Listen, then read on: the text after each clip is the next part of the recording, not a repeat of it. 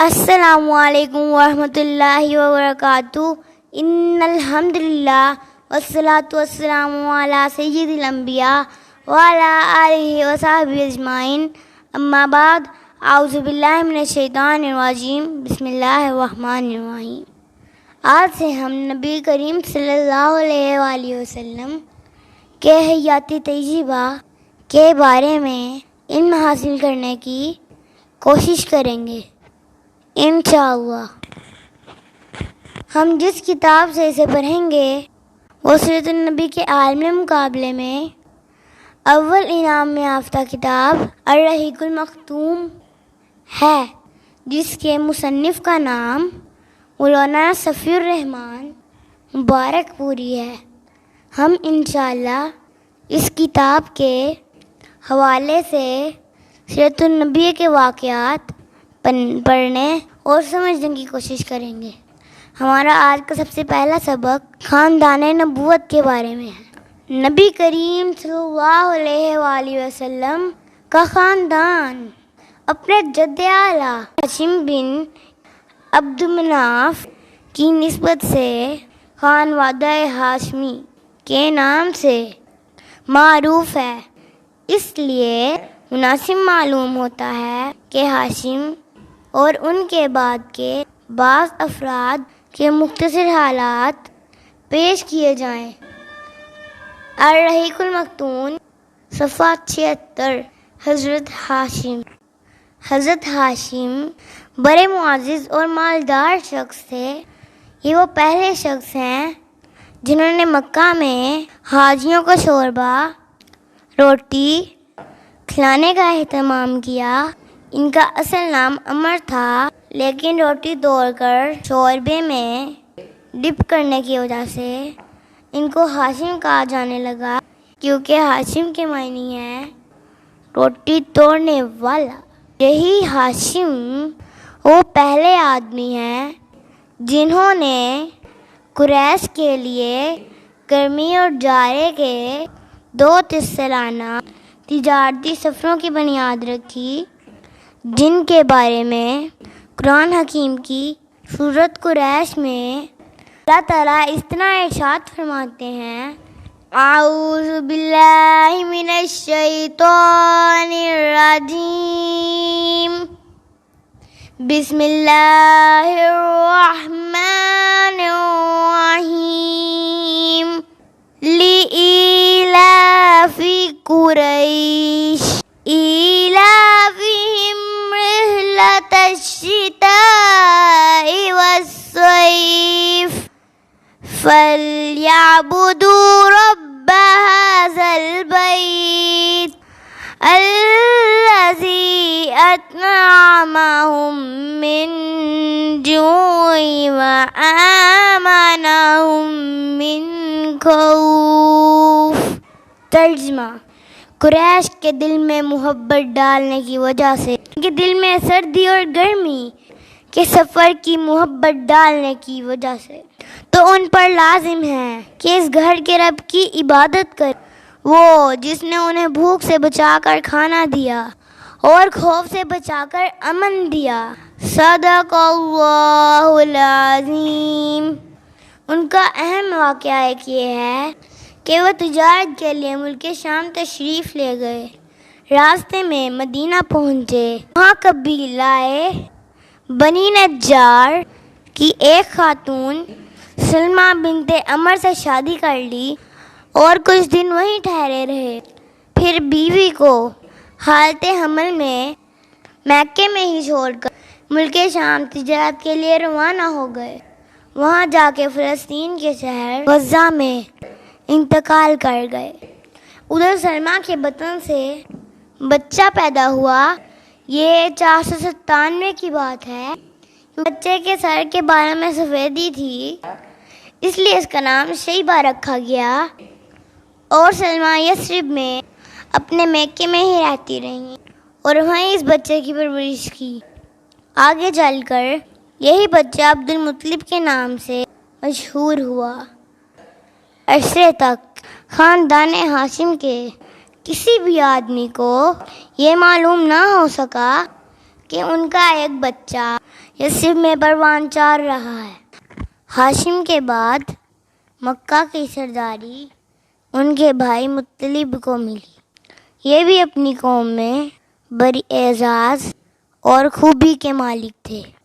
ان کی بات ٹالی نہیں جاتی تھی، انتہائی سخی تھے۔ ان کی سخاوت کی وجہ سے قریش نے ان کا نام فیاض رکھا تھا۔ جب شیبہ یعنی عبد المطلب 10 یا 12 برس کے ہو گئے تو ان کے چچا مطلب کو ان کے متعلق علم ہوا اور وہ ان کو لینے کے لیے یثرب روانہ ہوئے۔ جب یثرب کے قریب پہنچے اور شیبہ پر نظر پڑی تو ان کی آنکھیں اشک بار ہو گئیں۔ انہیں سینے سے لگایا، پھر انہیں اپنی سواری میں پیچھے بٹھا کر مکہ کے لیے روانہ ہو گئے، مگر شیبہ نے اپنی ماں کی اجازت کے بغیر ساتھ جانے سے انکار کر دیا۔ اس لیے مطلب ان کی ماں سے اجازت کے طالب ہوئے، مگر ماں نے اجازت نہ دی۔ آخر مطلب نے کہا یہ اپنے والد کی حکومت اور اللہ کے حرم کی طرف جا رہے ہیں۔ اس پر ماں نے اجازت دے دی اور مطلب انہیں اپنے اونٹ پر بٹھا کر مکہ لے آئے۔ مکہ والوں نے دیکھا تو کہا یہ عبد المطلب ہے، یعنی مطلب کا غلام۔ مطلب نے کہا نہیں، یہ میرا بھتیجا ہے، یعنی میرے بھائی ہاشم کا بیٹا۔ پھر شیبہ نے مطلب کے پاس پرورش پائی اور جوان ہوئے۔ اس کے بعد جب مطلب کی وفات ہو گئی تو ان کے چھوڑے ہوئے مناصب عبد المطلب کو حاصل ہوئے۔ عبد المطلب اپنی قوم میں اس قدر معزز تھے کہ ان کے آباء و اجداد میں بھی کوئی اس مقام کو نہ پہنچ سکا۔ قوم نے انہیں بڑی عزت دی، دل سے چاہا، ان کی ہر بات مانی۔ بیت اللہ کے تعلق سے حضرت عبد المطلب کے ساتھ 2 بہت اہم واقعات پیش آئے، اور وہ 2 واقعات ہیں، چاہے زمزم کی کھدائی اور واقعہ فیل۔ پہلے واقعے کا خلاصہ یہ ہے، حضرت عبد المطلب نے خواب دیکھا کہ انہیں زمزم کا کنواں کھودنے کا حکم دیا جا رہا ہے، اور خواب ہی میں انہیں وہ جگہ بھی بتائی گئی۔ انہوں نے بیدار ہونے کے بعد کھدائی شروع کی اور رفتہ رفتہ وہ چیزیں برآمد ہوئیں جو بنو جرہم نے مکہ چھوڑتے وقت چاہے زمزم میں دفن کی تھیں۔ چاہے زمزم مطلب زمزم کا کنواں، یعنی تلواریں، زیریں اور سونے کے 2 ہرن۔ عبد المطلب نے تلواروں سے کعبے کا دروازہ بنایا، سونے کے دونوں ہرن بھی دروازے ہی میں فٹ کیے، اور حاجیوں کو زمزم کا پانی پلانے کا بندوبست کیا۔ کھدائی کے دوران یہ واقعہ بھی پیش آیا کہ جب زمزم کا کنواں نمودار ہوا تو قریش نے عبد المطلب سے جھگڑا شروع کیا اور مطالبہ کیا کہ ہمیں بھی اس کام میں شریک کر لو۔ عبد المطلب نے کہا میں ایسا نہیں کر سکتا، میں اس کام کے لیے مخصوص کیا گیا ہوں۔ لیکن قریش کے لوگ باز نہ آئے، یہاں تک کہ فیصلے کے لیے بنو سعد کی ایک کاہنہ عورت کے پاس جانا طے ہوا، اور لوگ مکہ سے روانہ بھی ہو گئے۔ لیکن راستے میں اللہ نے اپنی قدرت کی ایسی علامات دکھائیں کہ وہ سمجھ گئے کہ زمزم کا کام قدرت کی طرف سے عبد المطلب کے ساتھ مخصوص ہے، تو وہ راستے ہی میں پلٹ آئے۔ یہی وہ موقع تھا جب حضرت عبد المطلب نے یہ نظر مانی کہ اگر اللہ انہیں 10 بیٹے عطا کرے اور وہ سب کے سب اس عمر کو پہنچ جائیں کہ وہ ان کا دفاع کر سکیں، تو وہ ایک بیٹے کو کعبہ کے پاس قربان کر دیں گے۔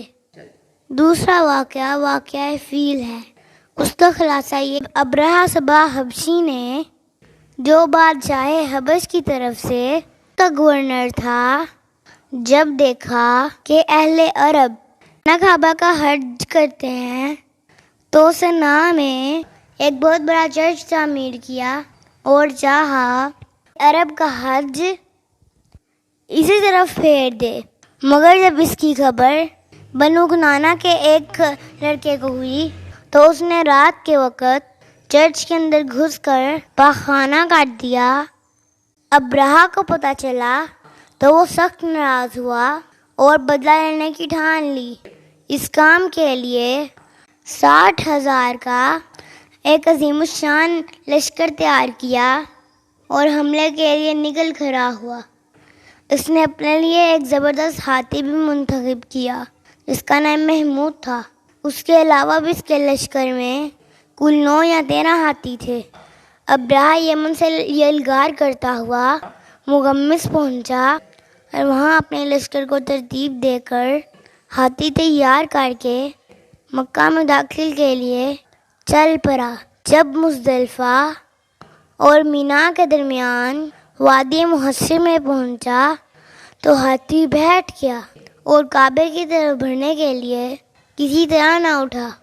جب اس کا رخ شمال، جنوب یا مشرق کی طرف کیا جاتا تو اٹھ جاتا اور دوڑنے لگتا، لیکن جب اس کا رخ کعبے کی طرف کیا جاتا تو بیٹھ جاتا اور کسی طرح بھی چلنے کے لیے آمادہ نہ ہوتا۔ اسی دوران اللہ نے چڑیوں کا ایک جھنڈ بھیج دیا جس نے لشکر پر ٹھیکری جیسے پتھر برسائے۔ اللہ نے اسی سے انہیں کھائے ہوئے بھس کی طرح کر دیا۔ یہ چڑیا ابابیل اور کمڑی جیسی تھی۔ ہر چڑیا کے پاس 3 کنکریاں تھیں، ایک چونچ میں، 2 پنجوں میں۔ کنکریاں چنے جیسی تھیں، مگر جس کو لگ جاتی تھیں اس کے اعضاء کٹنا شروع ہو جاتے تھے اور وہ مر جاتا تھا۔ یہ کنکریاں ہر ایک کو نہیں لگی، مگر لشکر میں ایسی بھگدڑ مچی کہ ہر شخص ایک دوسرے کو رونتا کچلتا پڑتا بھاگ رہا تھا۔ پھر بھاگنے والے راہ پر گر رہے تھے، ہر چشمے پر مر رہے تھے۔ ادھر ابرہہ پر اللہ نے ایسی آفت بھیجی کہ اس کی انگلیوں کے پور جھڑ گئے اور صنعاء پہنچتے پہنچتے چوزے جیسا ہو گیا۔ اس کا سینہ پھٹ گیا، دل باہر نکل آیا، وہ مر گیا۔ اللہ نے اس واقعے کا ذکر سورۃ الفیل میں یوں ارشاد فرمایا ہے: اعوذ باللہ من الشیطان الرجیم، بسم اللہ الرحمن الرحیم، الم تر کیف فعل ربک بأصحاب الفیل، أَلَمْ يَجْعَلْ كَيْدَهُمْ فِي تَضْلِيلٍ وَأَرْسَلَ عَلَيْهِمْ طَيْرًا أَبَابِيلَ تَرْمِيهِمْ بِحِجَارَةٍ فَجَعَلَهُمْ كَعَصْفٍ مَّأْكُولٍ۔ ترجمہ: شروع کرتی ہوں اللہ کے نام سے جو بہت مہربان، بار بار رحم کرنے والا ہے۔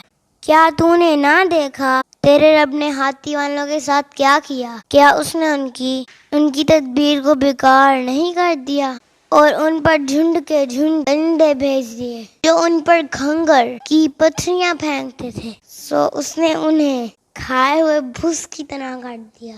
ابرہہ کے حملے کے موقع پر مکہ کے باشندے جان بچانے کے لیے گھاٹیوں میں بکھر گئے تھے، پہاڑ کی چوٹیوں پر جا چکے تھے۔ جب لشکر پر عذاب نازل ہو چکا تو اطمینان سے اپنے گھروں میں واپس آ گئے۔ یہ واقعہ نبی صلی اللہ علیہ وآلہ وسلم کی پیدائش سے صرف 50 یا 55 دنوں پہلے پیش آیا۔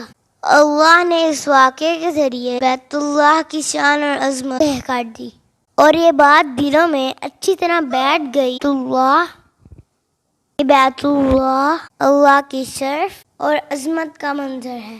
عبد المطلب کے کل 10 بیٹے تھے: حارث، زبیر، ابو طالب، عبداللہ، حمزہ، ابو لہب، غداق مقوم، سفارہ اور عباس۔ عبد المطلب کی 6 بیٹی ام الحکیم، برہ، عاتکہ، صفیہ، عروہ، امیمہ۔ عبداللہ کی والدہ کا نام فاطمہ تھا۔ عبد المطلب کی اولاد میں عبداللہ سب سے زیادہ خوبصورت، پاک دامن اور چہیتے تھے اور ذبیح کہلاتے تھے۔ ذبیح کہلانے کی وجہ یہ تھی، جب عبد المطلب کے لڑکوں کی تعداد 10 پوری ہو گئی اور وہ بچاؤ کرنے کے لائق ہو گئے تو عبد المطلب نے انہیں اپنی نظر سے آگاہ کیا۔ سب نے بات مان لی۔ اس کے بعد عبد المطلب نے قسمت کے تیروں پر ان سب کے نام لکھے اور تیروں کو گردش دے کر جب قرآن نکالا تو عبداللہ کا نام نکلا۔ عبد المطلب نے عبداللہ کا ہاتھ پکڑا، چھری لی اور ذبح کرنے کے لیے خانہ کعبہ کے پاس لے گئے، لیکن قریش اور خصوصاً عبداللہ کے ننیال والے یعنی بنی مخزوم اور ان کے بھائی ابو طالب سخت آڑے آئے۔ عبد المطلب نے کہا، تب میں اپنی نظر کا کیا کروں؟ انہوں نے مشورہ کیا، کسی خاتون اور رافع کے پاس جا کر حل دریافت کریں۔ عبد المطلب ایک عرافہ کے پاس گئے۔ اس نے کہا، عبداللہ اور 10 اونٹوں کے درمیان قرعہ اندازی کریں، اگر عبداللہ کے نام قرعہ نکلے تو مزید 10 اونٹ بڑھا دیں۔ اسی طرح اونٹ بڑھاتے جائیں اور قرعہ اندازی کرتے جائیں یہاں تک کہ اللہ راضی ہو جائے۔ پھر اونٹوں کے نام قرعہ نکل آئے تو انہیں ذبح کر دیں۔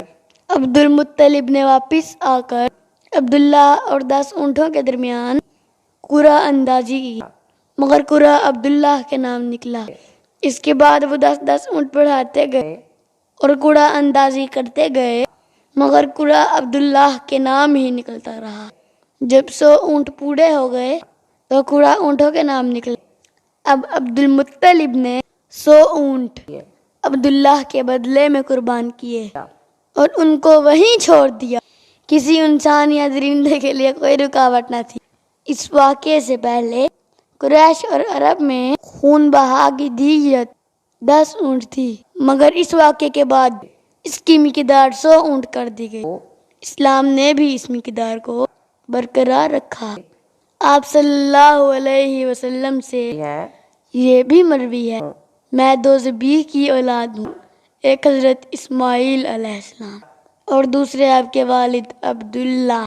عبد المطلب نے اپنے صاحبزادے عبداللہ کی شادی کے لیے حضرت آمنہ کا انتخاب کیا، جو وہب بن عبد مناف بن زہرہ بن کلاب کی صاحبزادی تھی اور نسب اور رتبے کے لحاظ سے قریش کی افضل ترین خاتون شمار ہوتی تھیں۔ ان کے والد نسب اور شرف دونوں حیثیت سے بنو زہرہ کے سردار تھے، جو مکہ ہی میں رخصت ہو کر حضرت عبداللہ کے پاس آئیں، مگر تھوڑے عرصے بعد عبداللہ کو عبد المطلب نے کھجور لانے کے لیے مدینہ بھیجا اور وہ وہیں انتقال کر گئے۔ ان کی تدفین نابغہ جودی کے مکان میں ہوئی۔ اس وقت ان کی عمر 25 برس تھی۔